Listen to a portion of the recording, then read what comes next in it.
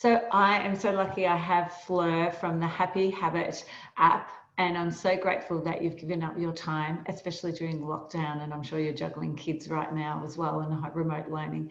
So thank you so much, Fleur, for joining me today for this interview. Thanks for having me. No, it's my pleasure.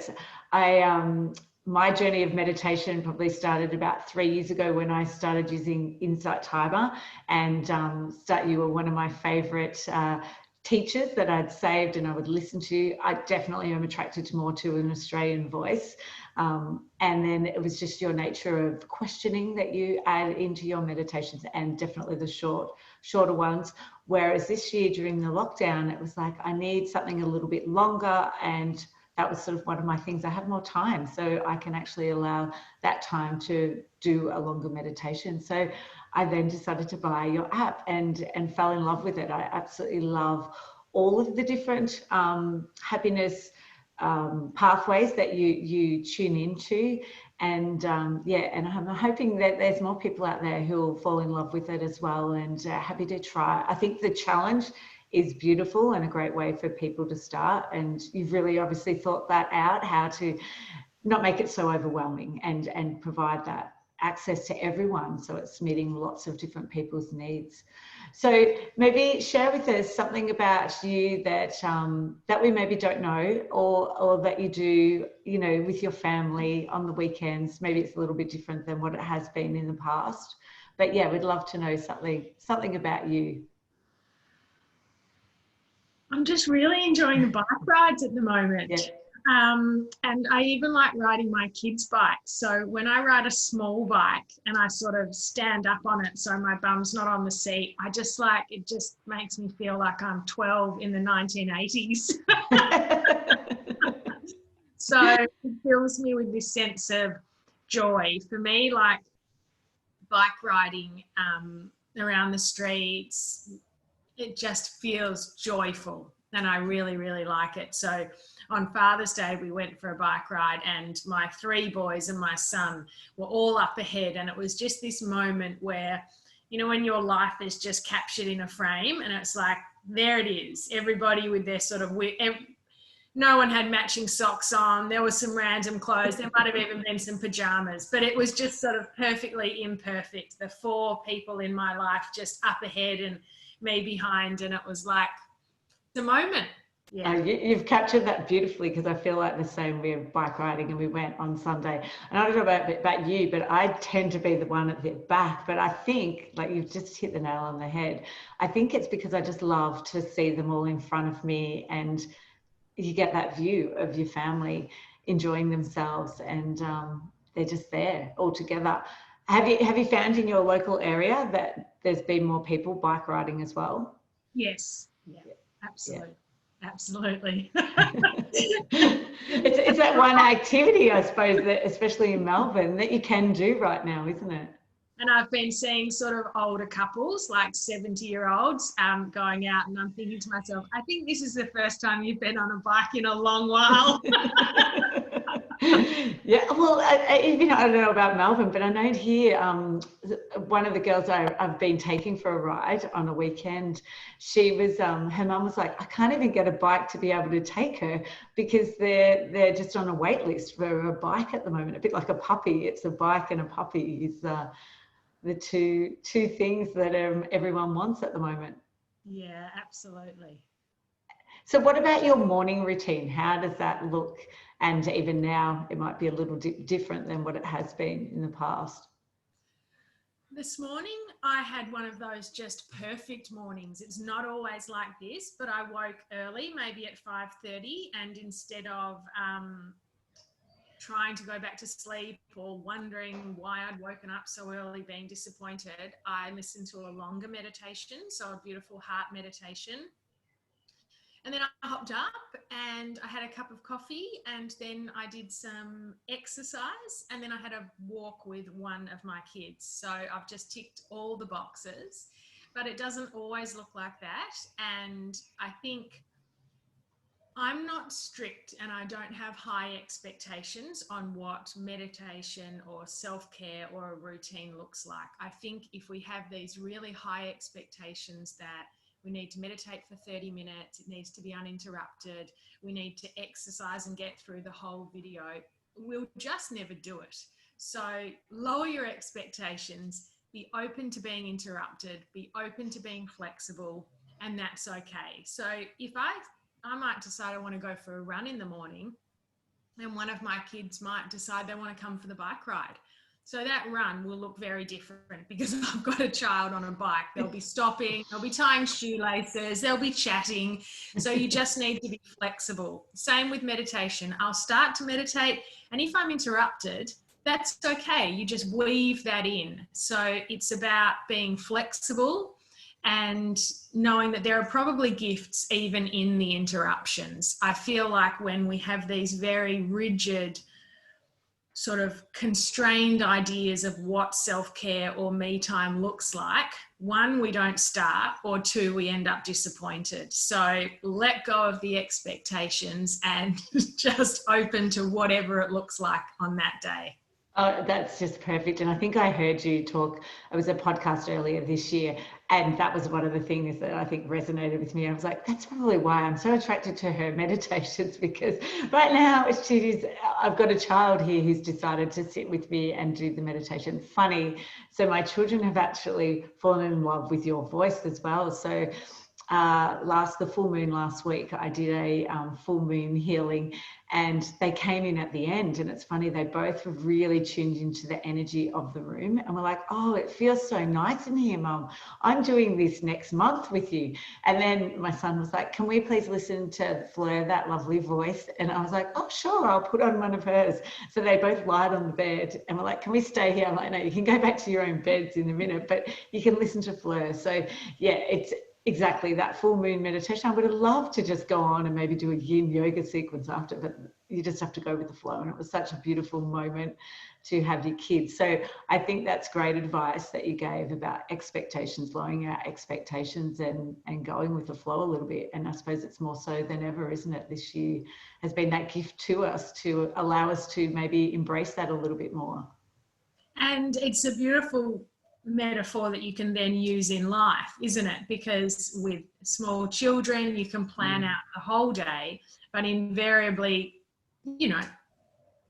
mistakes are made, children are in moods, food isn't eaten, buses are missed, all of this stuff. And so if you can be flexible in your self-care practice, then you're strengthening those flexibility muscles, and then you can be flexible in life so you can bounce back. It's all about bouncing back. That's the thing. And so this is one of the reasons why I like as well the 10 pathways that I've developed around happiness. So you're talking about, you will have started that full moon meditation with it having an intention of sort of what pathway you wanted to grow.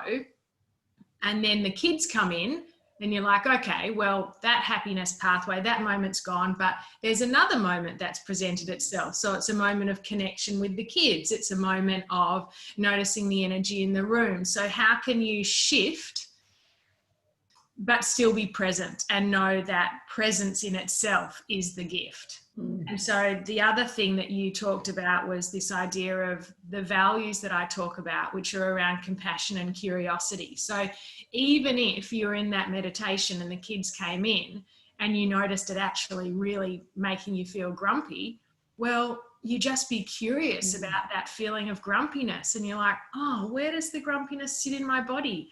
How does it feel? What does it do to my breath?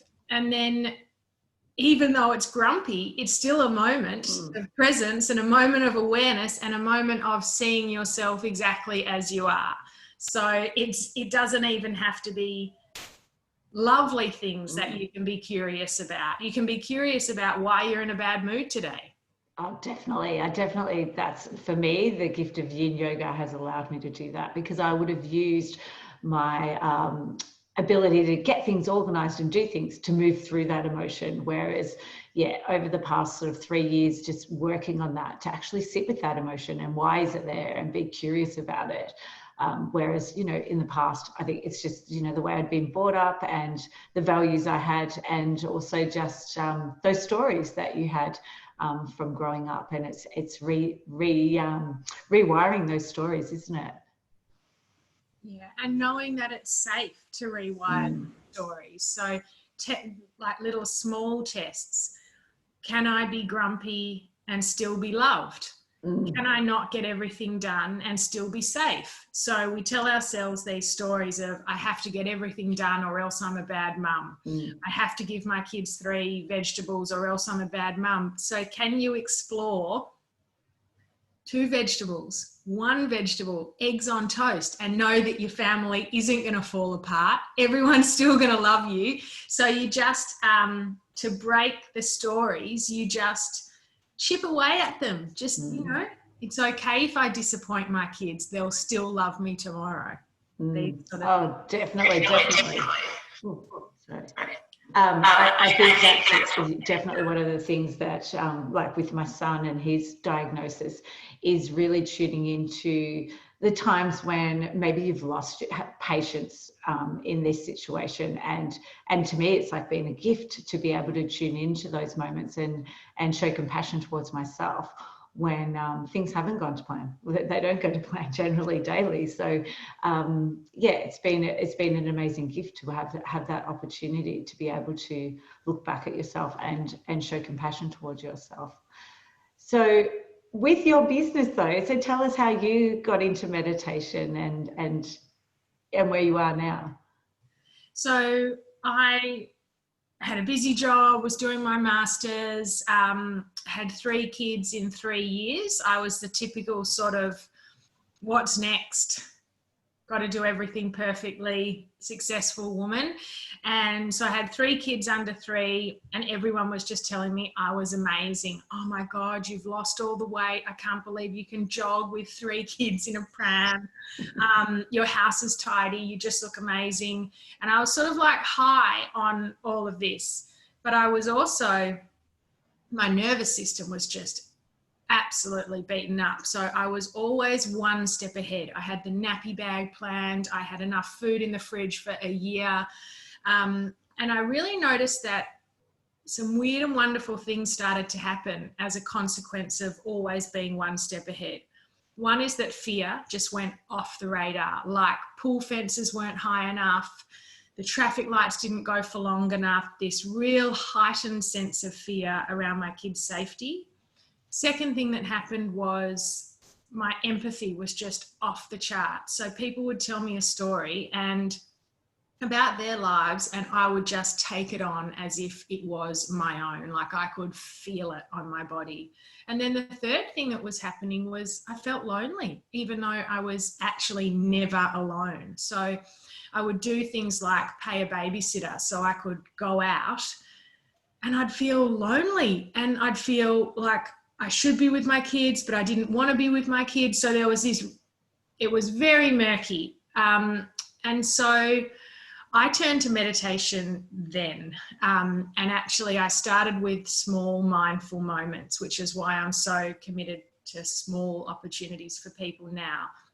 So I engaged my senses. So if I heard my kids laugh, I just let that moment land for a bit longer, like hear them laugh, allow that to sit on your body, allow it to soften your shoulders.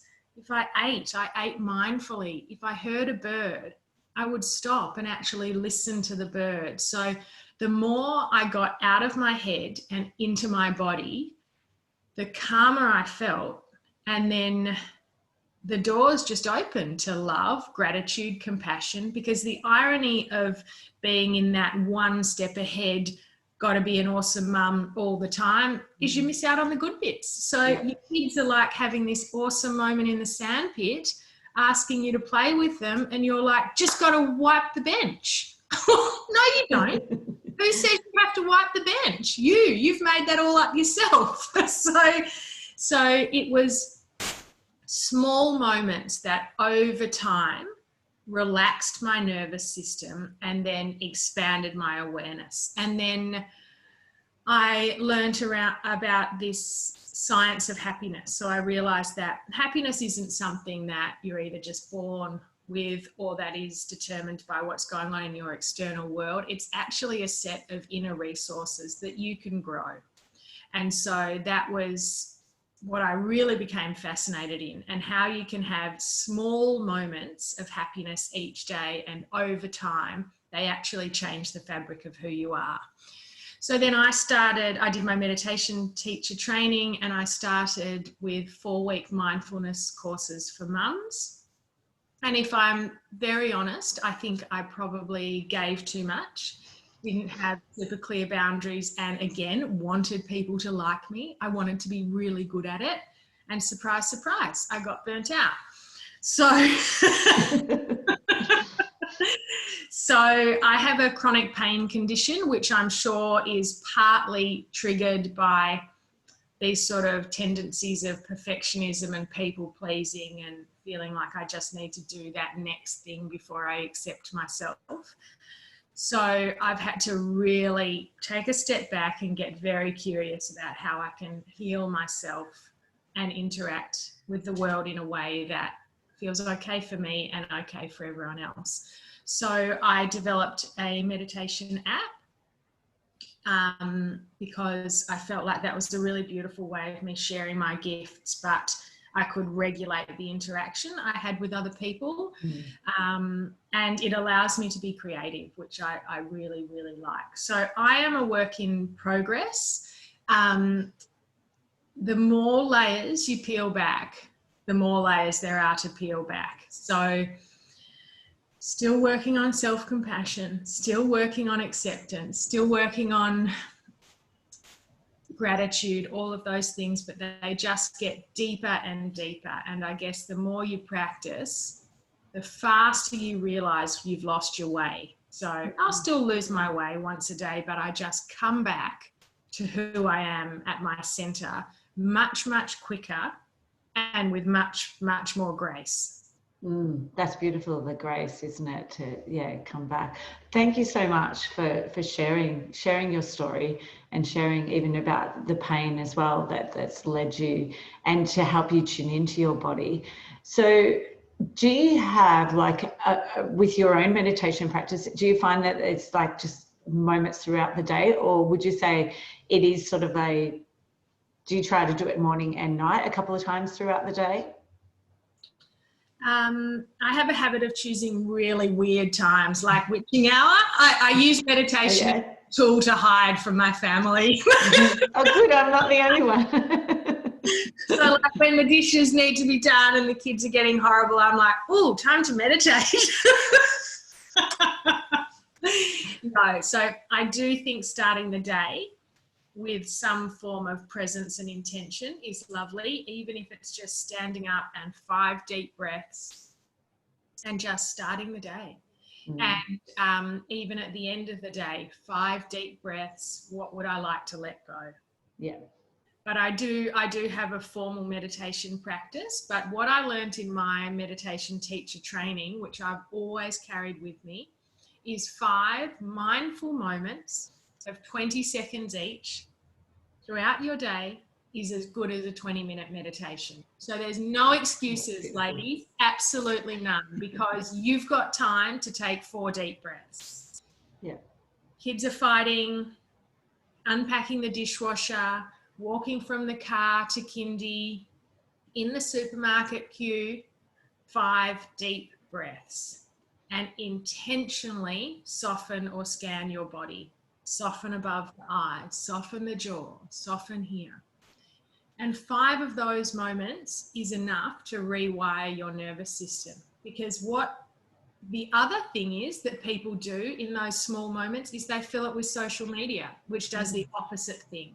So if you've never meditated before and you've got stories that you can't quieten your mind, you're not a meditating type, your kids are too young, whatever, swap 5 lots of scrolling through social media for 5 lots of deep breaths.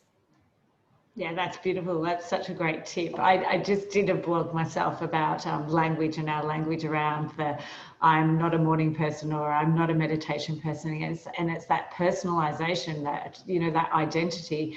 And it's like just being a little bit more curious and changing our language around it which actually helps us to then be open to those small moments. So that's really beautiful. I love the mindful moments throughout the day. I'm huge about the breath. Like, you know, you go to your fridge or you turn the kettle on and doing your breaths just then, and build that habit as well as then, because then you're more likely to do it when the kids are going crazy, to go into the pantry and just take those breaths. And it's such a powerful way to just regulate our nervous system, isn't it? And help with that healing process, especially if we have been living in the stress mode. Our body's, you know, always in stress mode, and our body's getting so used to that way of living, isn't it? And it's just a great way to actually bring it back and switch the parasympathetic nervous system back on, and allowing our body to calm back down and be able to then think properly. And it's great. My son's, you know, he loves to parrot what his psychologist might tell him, and he's always like to everyone in the family, I think you just need 5 deep breaths, because you know that your prefrontal cortex cannot work properly while you're in this state. Did you know that? Thanks, mate. So yes, he's a great reminder in our house of always bringing the mindfulness and the breath back into our lives. So with that, do you have a tip then around well-being and health as well for that could help mums, even around the breathing or something else?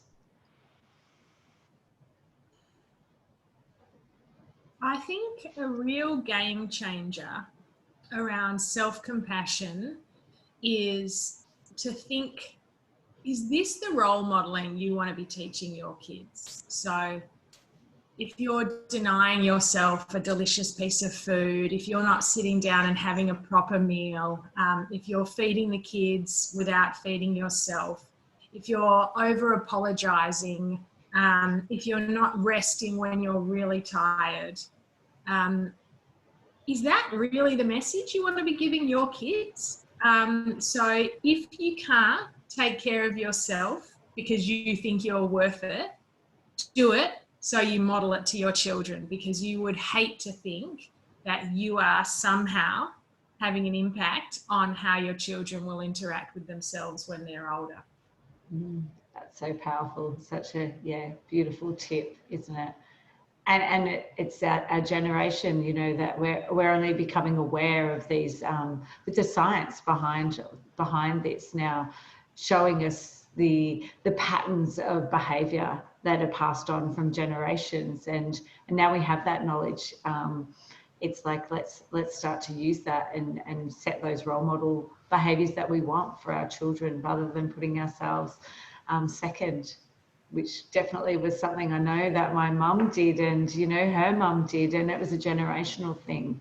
And now that we've got that knowledge, I'd love to go back and be able to impart that with them, and see maybe the difference that they would have on the world with this knowledge for themselves, even just to have that beautiful time for themselves, which they never did.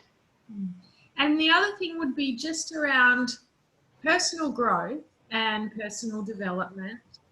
It's not, you don't do it because you're broken or there's something wrong with you. You do it because that's a beautiful gift of life, to be able to understand yourself more fully. So there's no shame in learning something new or trying to improve yourself or getting curious. And you never get to the bottom of it. It's not like a race that you'll ever get to the finish line and go, yep, nailed that relationship with myself. Nothing more to learn about myself. So if you can be around people that are normalizing it, you know, you can have a chat to a friend and go, God, I really blew it with my husband the other day. I was really judgy and blamey. I'm not quite sure what that was about. Or, gosh, my mum's really triggering me when she mentioned this thing about my body. I felt like she was calling me fat, or, you know, whatever it is. If you can sort of just be curious and normalize this idea of getting to know yourself, because you're not broken if you're trying to improve, and you're certainly not a failure by needing to take care of yourself. Yeah, that's beautiful. So tell us about then the Happy Habit app and a bit more about just the challenges as well, because I think that's a great way for people to start. Yeah, absolutely. So as I said, I started my business working with mums, but my audience is actually very, very broad. But what I did realize was there's a group of people out there in the community that desperately want to give meditation a try, that want to receive the benefits of meditation, but they don't believe that they'll stick to it. They don't think they can calm down their mind. They don't want to sit in meditation for 20 minutes. So I developed these challenges, which are 5 minutes, less than 5 minute meditations that get delivered to you each day at your preferred time, and you have 24 hours to listen to them. So you just set yourself up on the app. There's a happiness one, which is 10 days and it's free. You choose your time, and then tomorrow you'll get that meditation. You've got 24 hours to listen to it, and then the next one just rolls on. So it's giving people a win. You know, I want people to go, I want them having a walk with their friends going, can you believe I meditated for 10 days? If I can do it, you can do it. Like, this is the conversation I want people to be having. And 5 minutes is enough. Let's lower our expectations. Let's challenge our beliefs about what meditation is or isn't. And let's just give 5 minutes a go. Because the cold, hard truth is, if you can't find 5 minutes, you know, you need to take a long, hard look at yourself. Definitely. And yeah, we can all find 5 minutes, can't we? And it's, the thing is, it's the benefit it has. And there's so much science behind it now. Look at schools. Schools are implementing it every day. So if our children are doing it, why aren't the rest of us doing it? Just because we haven't had that,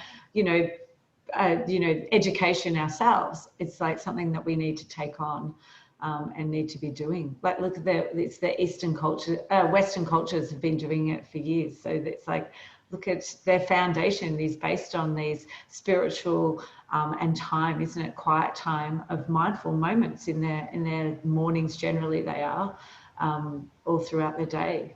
So yeah, you're definitely right. And I think so. I've actually convinced my daughter, I think a few weeks ago, to try, because she was very much, I'm not a meditation person. I was like, why don't you just try this one? And she's done it, and she was really proud of herself to do the 10 days. And then she was like, I think I'm going to try the 30-day, and because it's connected to my phone through to the iPad. So she takes the iPad and does it. So yeah, it's been lovely to see her, who's like so the opposite of me, and I'm never going to do that sort of stuff. Have a go at it. And I think as well, there needs to be an acknowledgement that it's not all about relaxation. It's not all about Zen. So if you're a busy mum, you like a tidy house, and someone asks you to just have a cup of tea mindfully, noticing the feel, whatever, you need to acknowledge that you're going to feel a bit guilty. You're going to feel a bit uncomfortable. You're going to feel a bit like, geez, I really could be wiping down the bench as well. And that's okay. Your 5 minutes of mindfulness, your 5 minutes of meditation, it's not about reaching this point of Zen or relaxation. It's just about being where you are with yourself without trying to change it. Most of our day, we're like, I wish I'd done that better. If only they'd said that. I can't believe they did that. Most of the day, we're resisting in some way, shape or form, ourselves or others or the world. And so these mindful moments are just an opportunity to give up the fight of needing to wipe down the bench as well as have the cup of tea. But when we give up the fight, it can bring up a whole lot of stuff that's been buried. So that's why you need to just be open to it all, because if you go in with this really rigid idea that meditation equals relaxation, you might be disappointed. Well, and that's probably why I'd say a lot of people, the more people I talk about it, the reason why they tried it and didn't like it is because it brought up those negative, not negative, but just those feelings that they're not used to and have pushed away and pushed aside. And I definitely know that when I do my yin yoga, that is one of the feedback, and even the nidra, it brings up that negative, that those feelings that they term negative because that's what they've been brought up, and they're uncomfortable instead of just sitting with them and maybe being curious as to why they're there, and working through them and finding out why and what they need to do or what they want to do in response to those. So it'd be great for you to share, Fleur, how can people find out about the app and your social media? Okay, so my app is called The Happy Habit, and you can download that on the Apple Store or on Google Play. And on Instagram, I'm The Happy Habit app. And there's always lovely little insights, share some personal stories, some tips and tricks about how to grow happy from the inside out. You can download the app for free. And as I said, that 10-day happiness challenge is free. There's a whole lot of other cool free stuff on there. And then if you wanted to access all of the meditations and journaling and everything, I think it's $4 a month or $49 a year. Yeah, which is nothing really. It's yeah, so affordable. I think also you do some beautiful Instagram stories, which I've enjoyed, just those short moments and those reminders. And just at the end of your meditations every day, where attention is, energy flows, and just that setting the intention at the end has been really powerful for me each day. So yeah, I'm really grateful and thank you for both the app as well as today sharing some tips and your story. Well, thank you for having me, Narelle. You're doing beautiful work out in the community, and what a treat for you to be offering all of the things you do to the women out there. So congratulations on all the work you do. Oh, thank you, Fleur.